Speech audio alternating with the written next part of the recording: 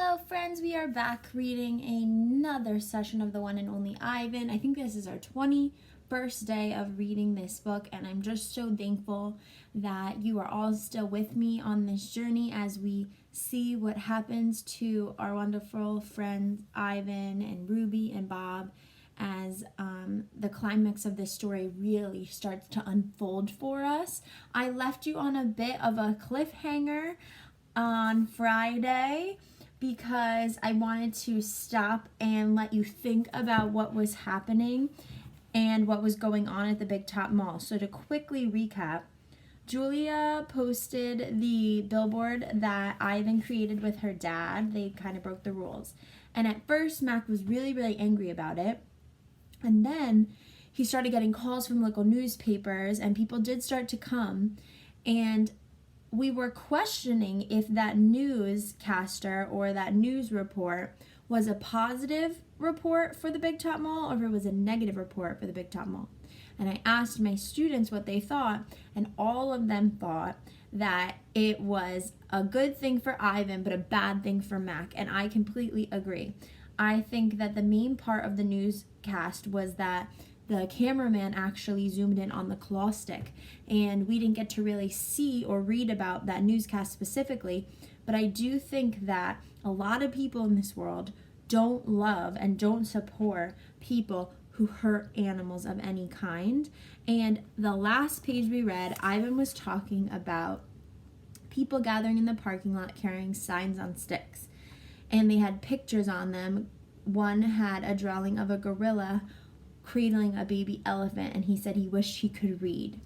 So I'm thinking that those may be people known as protesters. And protesters are people that stand up for something. They're like activists who stand up for something they believe in. And typically they do it with signs, and they stand outside someplace and they get people's attention for change. So let's see if that's true. If you're following along, we're on page 232. Protesters. Oh, so I was right. More people with signs come today. They want Ruby to be free. Some of them even want Mac to shut down the mall. These are their signs.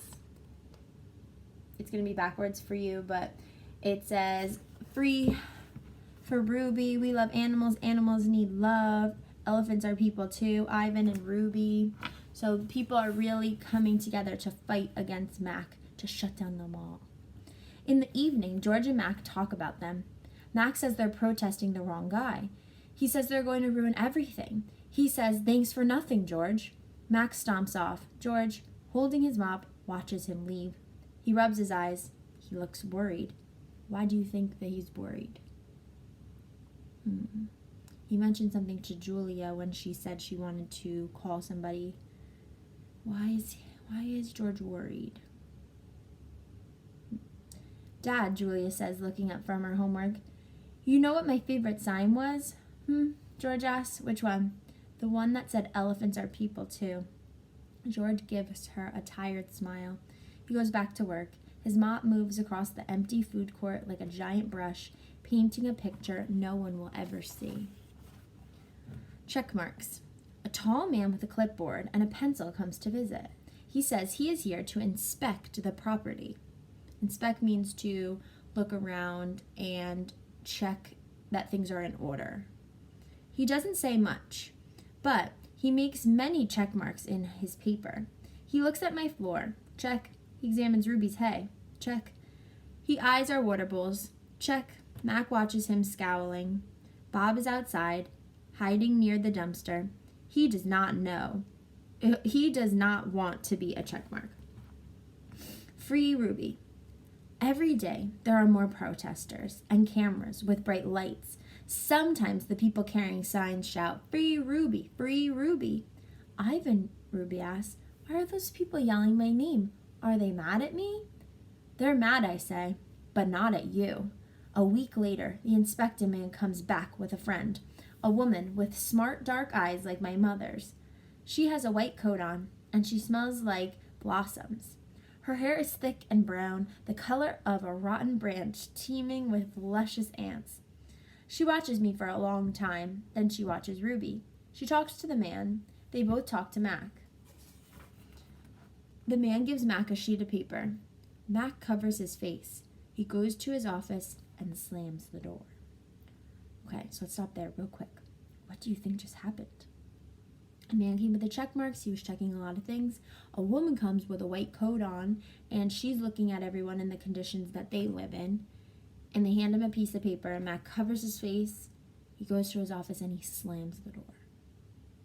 I think we're meeting the climax of the story. In reading, we were talking about our story mountain, where we have approaching events, the climax, and then the decline, and the solutions all the way at the end. I think we have officially met the climax of the story. Let's see what happens next. New box. Something strange is happening. The white-coated woman is back with other humans. They place a large box in the center of the ring. It's ruby-sized, and suddenly, I know why the woman is here. She's here to take Ruby away. There's the box. It's an interesting logo. Have we seen that before? I won't say. Training. The woman leads Ruby to the box. She places an apple inside. Good girl, Ruby, she says kindly. Don't be afraid.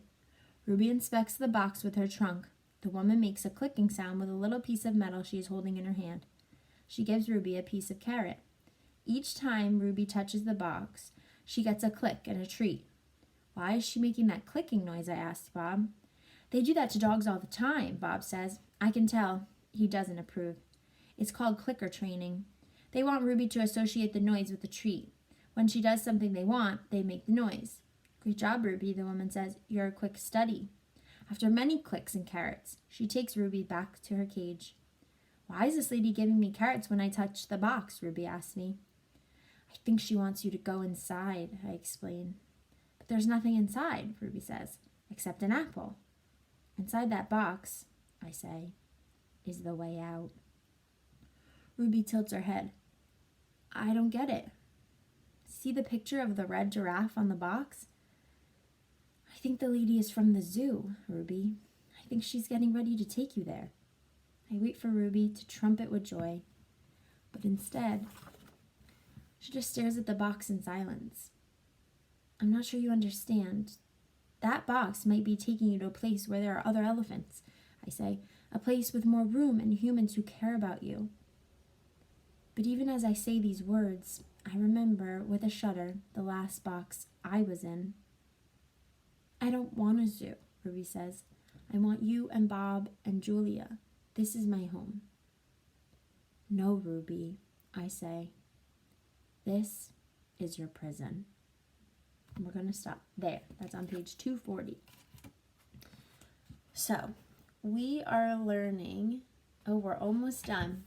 We are learning that someone from that zoo, that humane zoo that we learned about a couple chapters ago, is here to take Ruby to the zoo. And some may feel selfishly and would just say, I'm going in that box, I'm going to the zoo, I don't care what anyone else thinks or about anybody else. But we can really see how kind and loyal Ruby is because she doesn't want to leave Ivan and Bob. So I'm going to ask you this.